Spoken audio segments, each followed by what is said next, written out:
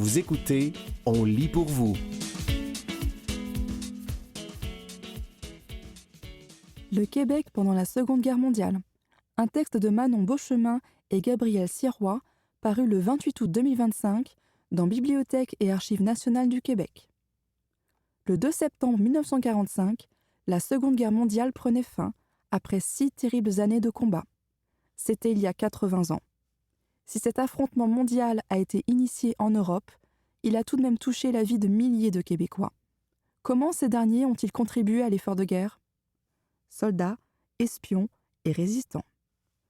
En plus des premiers ministres Adélard Godbout jusqu'en 1944 et Maurice Duplessis, des Québécois membres des forces armées canadiennes, espions ou résistants, ont joué un rôle important dans le déroulement de cette guerre. Au Québec, la conscription et l'unilinguisme des forces armées canadiennes ont été fortement décriés par la population.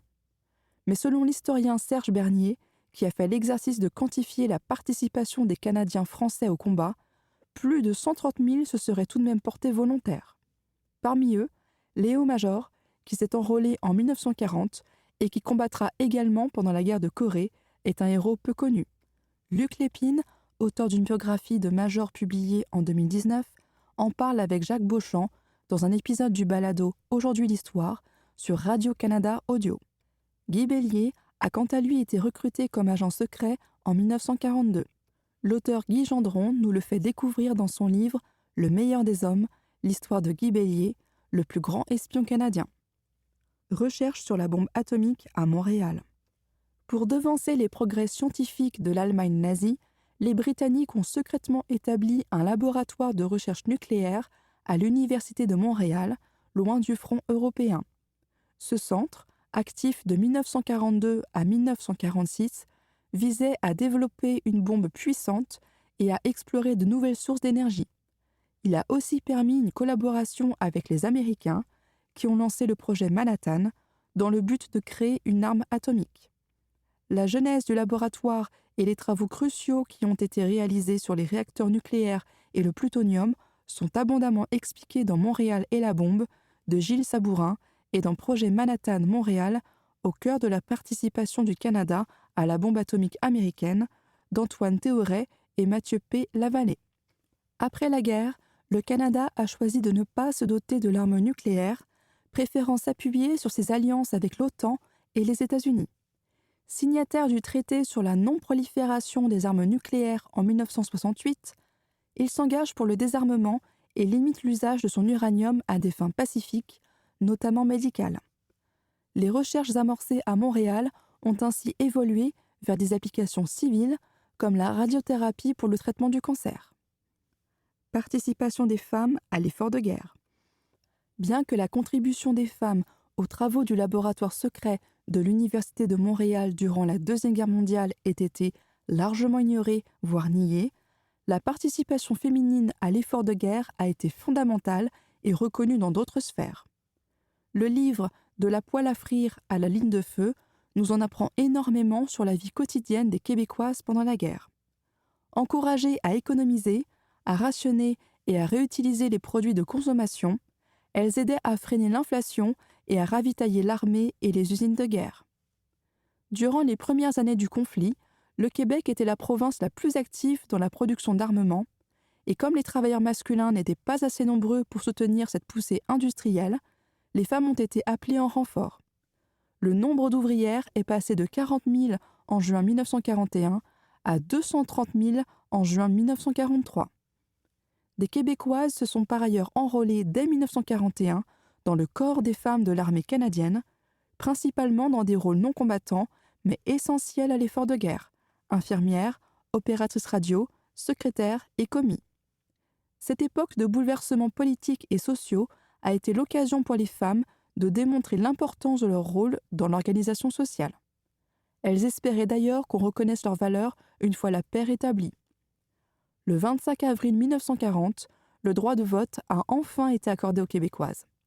Ce droit qu'elles avaient exercé par erreur entre 1809 et 1834 leur avait été enlevé en 1849 quand on s'était rendu compte que l'acte constitutionnel de 1791 stipulait que seules les personnes pouvaient voter et que la définition du mot « personne » ne s'appliquait qu'au sexe masculin. La bataille du Saint-Laurent, 1942. Saviez-vous que le front était à nos portes en mai 1942 ? L'ouvrage « Dans les coulisses de la bataille du Saint-Laurent, 1942 » s'appuie sur des archives officielles canadiennes et allemandes pour déconstruire des décennies de fausses croyances. Des sous-marins allemands, appelés U-boats, torpillaient alors des navires dans le fleuve Saint-Laurent, dans le but de mettre un terme à l'approvisionnement destiné au Royaume-Uni. À l'époque, le gouvernement a minimisé le phénomène et censuré l'information, causant un climat d'inquiétude chez les riverains de la Gaspésie, témoins de la violence au large. Malgré le déplacement par convois armés, 16 navires ont été coulés par des sous-marins allemands, faisant une centaine de victimes. Il faudra attendre l'automne 1942 pour que des patrouilles aériennes offensives viennent renforcer les défenses canadiennes, mettant ainsi fin à cette période de terreur sur le Saint-Laurent. Le débarquement de Normandie, 1944. Le débarquement de Normandie occupe une place particulière dans l'histoire de la participation canadienne à la Seconde Guerre mondiale. Les pertes de vies humaines y ont été terribles pour les États-Unis et le Canada, mais le 6 juin 1944, le fameux jour J, a marqué un tournant dans le conflit et le début de la fin de la guerre en France. L'historien Laurent Turcot en fait état dans son balado « L'histoire nous le dira » dans sa série « La Seconde Guerre mondiale ». Le débarquement de Normandie avait été préparé en intégrant les leçons tirées du raid de Dieppe, qui avait eu lieu 2 ans plus tôt et avait tourné au cauchemar. Connue sous le nom de code Jubilee, l'attaque sur Dieppe est relatée notamment sur le site du gouvernement du Canada. Après la guerre. La fin de la Seconde Guerre mondiale a entraîné de profonds bouleversements politiques, sociaux, économiques et culturels au Canada, comme l'explique l'article « Le Canada après la Deuxième Guerre mondiale ». Des milliers de personnes d'origine européenne sont venues s'installer dans la belle province et dans le reste du Canada. On a assisté dès 1946 au début de grandes vagues d'immigration européenne au Québec. Mais malgré ces changements importants, la contribution du Québec à la Deuxième Guerre mondiale semble avoir pratiquement disparu de la mémoire collective, comme l'affirment plusieurs historiens mentionnés dans l'article « L'héritage québécois de la Seconde Guerre mondiale » publié dans la revue Dire. C'était « Le Québec pendant la Seconde Guerre mondiale », un texte de Manon Beauchemin et Gabriel Sirois, paru le 28 août 2025 dans Bibliothèque et Archives nationales du Québec.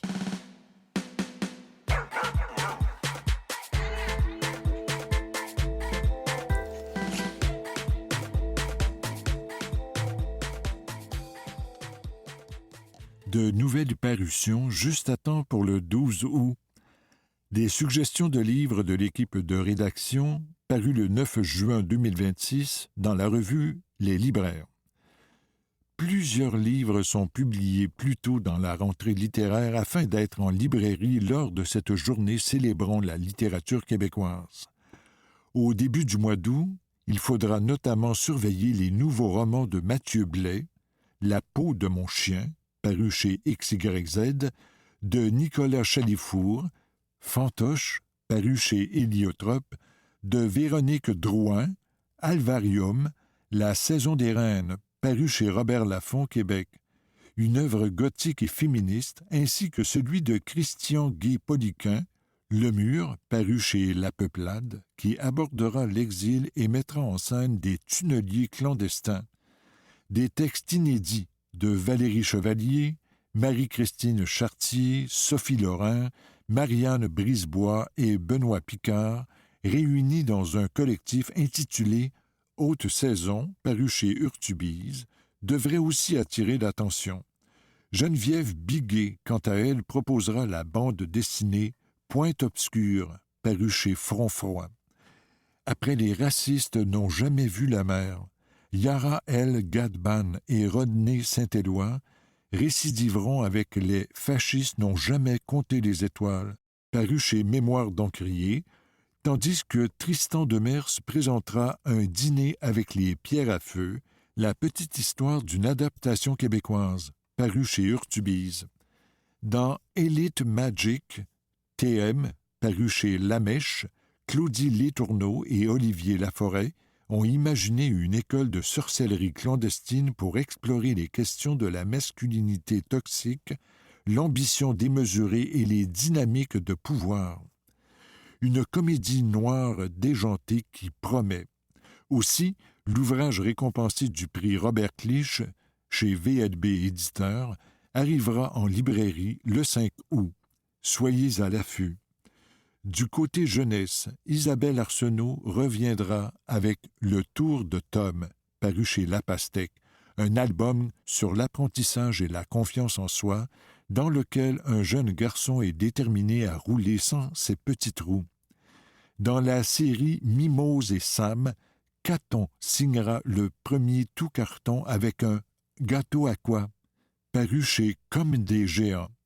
On s'intéressera aussi à Radio Rosalie de Maude Nepveux-Villeneuve et Maxime Raymond, paru chez Fonfon, La course à l'alphabet de Daniel Chaperon et Marina Léon, paru chez Monsieur Ed, Bettina croque la vie à pleines dents de Nicolas Aumet et Juliette Miron, paru chez Grund de Québec, et Non, c'est Gustave, d'Anne Renaud et Sophie Héroux, paru chez Goélette.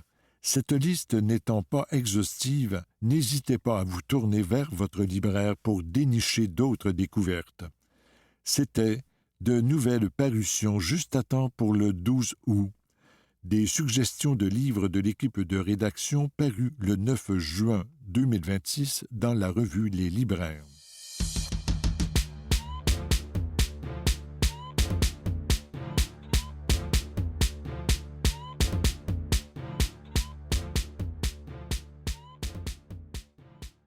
Le fil de la cohésion sociale. Un texte de Boukhar Diouf paru le 20 juin 2026 dans la presse. Quand on regarde l'indice de fierté du Québec francophone avant son arrivée au pouvoir et maintenant, force est d'admettre qu'on doit des remerciements à François Legault. Cette confiance retrouvée qui tranche abruptement avec l'époque des Charest, Couillard et Marois est peut-être son legs le plus important. Aujourd'hui, autant sur la langue que sur la culture, tous les partis sont obligés de s'engager clairement auprès des francophones. François Legault a imposé ce service minimum obligatoire auquel le Parti libéral du Québec, PLQ, n'était pas tenu avant l'élection du premier gouvernement de la coalition Avenir Québec, CAQ, une nouvelle donne qui pose beaucoup de problèmes à Charles Milliard. Même les indépendantistes doivent reconnaître que M. Legault a fertilisé ce champ qui a fait renaître et fleurir les idéaux nationalistes de tout acabit qui traversaient une longue période de dormance. Lorsqu'il marche main dans la main avec l'inclusion, le nationalisme et l'expression des appartenances sont des valeurs indissociables de l'espèce humaine. Il suffit de voir les manifestations de fierté que déchaîne la Coupe du monde de football pour s'en convaincre. Même bien loin du Sénégal, nous étions nombreux à chanter l'hymne de notre pays d'origine en espérant battre une équipe de France qui s'est révélée finalement trop coriace. Je vous parle des Bleus car le nationalisme identitaire français d'extrême droite raconte souvent que cette extraordinaire équipe n'est pas une représentation de l'Hexagone. Pourquoi ? Parce que les joueurs y sont majoritairement des jeunes racisés. Dans le monde fantasmé de ce mouvement d'exclusion, l'équipe de France devrait ressembler à celle qui défendait les couleurs du pays dans les années 1970. Quelle tristesse! Lorsque je vois ces mouvements d'extrême droite défiler au grand jour dans la majorité des pays européens, je réalise à quel point, sans être parfait, le Canada et le Québec sont encore des havres de paix et d'inclusion. J'ai bien dit sans être parfait, car nous sommes loin d'être à l'abri des manifestations de ces idéologies d'exclusion. Pour s'en convaincre, il suffit de penser aux méthodes xénophobes de ce groupe de policiers du poste de quartier 39 à Montréal, une histoire de racisme dégueulasse qui a fait couler beaucoup d'encre cette semaine. Chose intéressante, cette fois-ci, ce sont des policiers qui ont dénoncé d'autres policiers pour leur comportement répréhensible. Il est donc bien plus difficile de verser dans le relativisme médiatique, comme c'était souvent le cas face à d'autres révélations semblables. C'est rassurant d'apprendre que la dénonciation est venue de l'intérieur, portée par des agents plus justes. C'est tout aussi rassurant de savoir que Fady Doher s'est toujours montré sensible à cette problématique qui est bien réelle dans la police et l'a toujours dénoncée clairement. La très grande majorité des policiers ont enfilé l'uniforme pour les bonnes raisons, mais comme dans le reste de la population, il en existe qui couvaient des préjugés raciaux dans leur cœur et leur esprit avant d'entrer dans le métier. Or, une police xénophobe est socialement très dommageable. Quand leur berger attitré devient leur prédateur, l'angoisse et l'anxiété ne quittent plus le cœur des agneaux, dirait mon grand-père. Toute la classe politique québécoise a dénoncé ce qui s'est passé au poste de quartier 39 d'une seule voix. Cependant, avec le trumpisme bien implanté aux États-Unis et les mouvements d'extrême droite identitaire et anti-immigration qui avancent vers le pouvoir en Europe, avons-nous une muraille de protection suffisamment haute pour nous protéger? Arriverons-nous à résister à ces idéologies d'exclusion qui se nourrissent de l'immigration et des problèmes inhérents au vivre ensemble?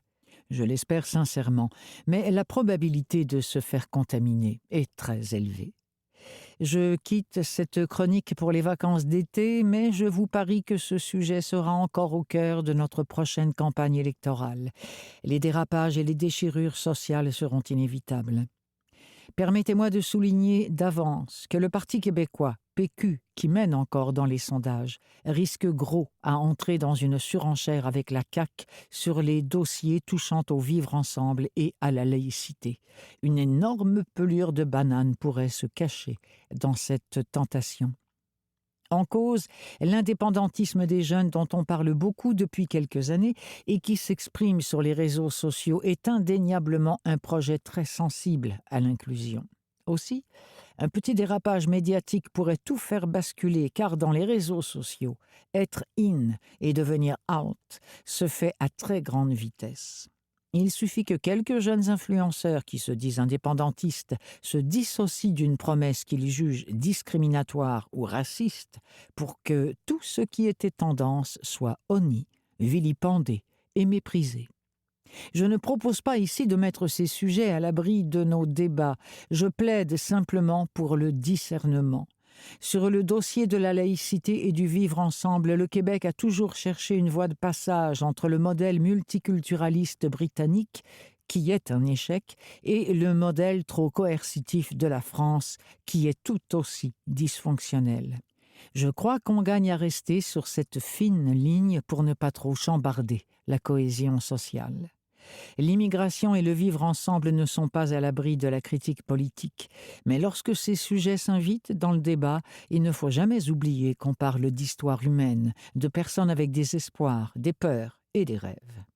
Je propose d'ailleurs aux politiciens d'arrêter de parler de nos immigrants comme dans « il faut franciser nos immigrants » ou « il faut intégrer nos immigrants ». Je déteste cette formule car elle renvoie à une idée de possesseur et de posséder. Pourquoi ne pas simplement parler des immigrants ? La culture francophone et la langue qu'il apporte ne pourront se perpétuer et rester majoritaires au Québec qu'en incluant autour de leurs valeurs communes et non en divisant toujours plus. N'en déplaise à ce groupuscule identitaire masqué qui déroulait récemment une banderole exprimant sa nostalgie d'un Québec blanc, ce temps ne reviendra pas, sauf évidemment si leur slogan parlait de la blancheur hivernale. Si c'est le cas, qu'il soit rassuré, le Québec redeviendra entièrement blanc en janvier. En vérité, il y a autant de chances de voir se réaliser le souhait exprimé sur cette banderole que de voir l'équipe de France redevenir blanche pour apaiser les anxiétés identitaires du Rassemblement national, RN. Notre avenir ne peut résider dans l'opposition entre le « nous » et le « eux ». Désormais, la seule façon d'envisager ce futur est de travailler à additionner autour de valeurs communes plutôt qu'à soustraire en gardant un œil sur la seule loi du nombre. Autrement dit, même si le nationalisme québécois est indissociable de l'identité, on gagne à l'éloigner le plus loin possible de l'identitaire qui porte une charge lexicale beaucoup moins noble. Si l'identitaire flirte avec la pureté d'appartenance et la xénophobie, contrairement aux grands travaux routiers, l'identité n'est jamais coulée dans le béton. Avec le temps, elle évolue, elle accueille et intègre les changements avec sérénité autour de la langue, la culture et les valeurs d'égalité et d'inclusion. Évidemment, ce travail n'est pas toujours facile. Pour emprunter ce chemin, lorsque vient le temps pour un politicien d'ouvrir la bouche, l'aiguille qui rapièce le tissu social est toujours plus recommandable que le couteau qui tranche tout sur son passage, les yeux rivés sur les sondages. C'était Le fil de la cohésion sociale, un texte de Boukhar Diouf, paru le 20 juin 2026 dans La Presse.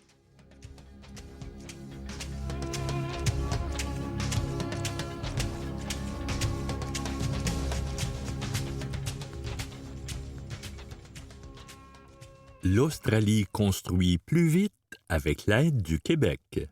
Une chronique de Maxime Bergeron parue le 6 juillet 2026 dans La Presse. Voilà une annonce qui fera rêver bien des jeunes familles. Le gouvernement Fréchette s'engage à investir 1 milliard pour faire pousser des dizaines de quartiers de maisons préfabriquées partout au Québec. La majorité des habitations coûterait moins de 350 000 $, une rareté de nos jours. Cette promesse dégage un parfum électoraliste, on s'entend. Les jeunes des régions et des banlieues, qui peinent à accéder à la propriété, seraient les premiers à en bénéficier. Une cible de choix pour la coalition Avenir Québec, CAQ. Tout de même, le besoin est réel. Une trentaine de villes ont manifesté leur intérêt depuis que la presse a ébruité ce projet de quartier abordable début mai 2026. Québec laisse miroiter des mises en chantier expéditives, peu importe l'issue du scrutin d'octobre. Mais quel terrain serait le plus propice à un décollage rapide? Les moins contaminés? Les mieux desservis par les écoles et les hôpitaux? Les moins susceptibles d'être inondés? Gros travail de débroussaillage à l'horizon, de Gaspé à Shawinigan. J'ai visité un État où toutes ces données cruciales sont accessibles en quelques clics. La Nouvelle-Galles du Sud, en Australie. Vous avez peut-être entendu parler des jumeaux numériques. C'est un concept assez ancien, utilisé par la NASA dès les années 1960 et par plusieurs industries depuis. En gros, il s'agit de créer une réplique virtuelle d'un objet X ou Y pour tester différents scénarios. Plus on insère de données fiables dans le jumeau, plus les simulations sont réalistes. Hydro-Québec, par exemple, s'en sert pour évaluer la solidité de ses barrages en fonction d'événements climatiques extrêmes. Des villes et des États ont aussi créé leurs jumeaux ces dernières années. L'Australie est très avancée dans ce domaine. C'est ce qui m'a incité à parcourir 17 000 kilomètres jusqu'à Sydney l'hiver dernier. La Nouvelle-Galles du Sud présente plusieurs similitudes avec le Québec. Sa population, 8,6 millions d'habitants, est proche de la nôtre. Les deux États partagent une tradition bureaucratique lourde et sclérosante. Beaucoup d'agences qui travaillent en double, en triple, en quadruple. La Nouvelle-Galles du Sud a mis un coup de hache dans ce bordel. En 2018, elle a décidé de centraliser une montagne d'informations au sein d'une seule entité, New South Wales Spatial Services. Rien à voir avec l'exploration de l'espace. Cette agence vieille de 200 ans concoctait autrefois des cartes papier. Plus maintenant. Son nouveau mandat est clair. L'agence a regroupé environ 11 000 jeux de données provenant de 350 sources publiques et privées. Elle a aussi colligé de nouvelles informations sur le terrain. Tout ça a été passé dans un broyeur numérique pour créer un jumeau de l'État entier. Toutes ces données imaginables sur le territoire ont été rassemblées en un seul lieu. Pensez au cadastre, au réseau électrique, à l'aqueduc, à la composition des sols, à l'emplacement des minéraux critiques, aux zones à risque d'inondation ou de feux de broussailles. C'est devenu la source fiable de l'État. Objectif de l'exercice, gagner en efficacité. Comment? En perdant moins de temps à chercher, ou pire, à recalculer des données déjà existantes dans un recoin de l'appareil étatique, m'a expliqué Garrett Carter, directeur de la gestion des mesures d'urgence de l'agence, en entrevue à Sydney. L'une des priorités de notre gouvernement est le logement, a-t-il dit. Dans ce contexte, l'immense avantage du jumeau numérique est d'accélérer le processus de planification afin de passer de l'étape de la conception à celle de la construction dans un délai beaucoup plus court. Cette centralisation de l'info présente des bénéfices évidents. Garrett Carter m'a parlé de projets qui ont gagné en vélocité, comme le quartier de Bradfield, en construction près du nouvel aéroport de Sydney. Mais le gouvernement a voulu rendre ces données encore plus accessibles au plus grand nombre. Il a mandaté en 2021 le géant montréalais de l'ingénierie WSP pour créer un outil numérique baptisé LandIQ. Damien Cutcliffe, directeur du projet chez WSP, m'a détaillé son fonctionnement en entrevue dans les bureaux australiens de l'entreprise. Pour imager la chose, on peut voir le jumeau numérique créé par l'État comme un socle et LandIQ comme le prochain palier. Les caractéristiques de 8 millions de terrains de l'État ont été passées à la moulinette, puis vulgarisées. Elles ont ensuite été intégrées à la plateforme. Les municipalités et les promoteurs privés ont maintenant accès à cette mine d'or de données. Elles peuvent escamoter des étapes dès les balbutiements d'un projet, comme les analyses de sol, puisque les infos sont déjà disponibles. Ce qui pouvait prendre 6 mois prend maintenant quelques jours, m'a résumé Damien Cutcliffe. Le gouvernement de la Nouvelle-Galles du Sud a injecté environ 30 millions dans le projet. Il croit pouvoir bientôt récupérer son investissement grâce à des économies estimées à 15 millions par année. Moins de paperasserie, moins de dépenses. WSP tente pour sa part de vendre des licences de LandIQ ailleurs en Australie et dans le monde. Le gouvernement de l'Ontario, entre autres, s'y intéresse. Ce qui me ramène au Québec. Il est possible, de toute évidence, de gagner en efficacité au moment de construire de nouveaux quartiers, qu'il s'agisse de maisons préfab ou de logements sociaux. Possible aussi de dilapider moins de ressources en analyses de toutes sortes, souvent redondantes. L'exemple australien, réalisé par une firme québécoise, me donne un peu d'espoir. C'était « L'Australie construit plus vite avec l'aide du Québec ». Une chronique de Maxime Bergeron parue le 6 juillet 2026 dans la presse.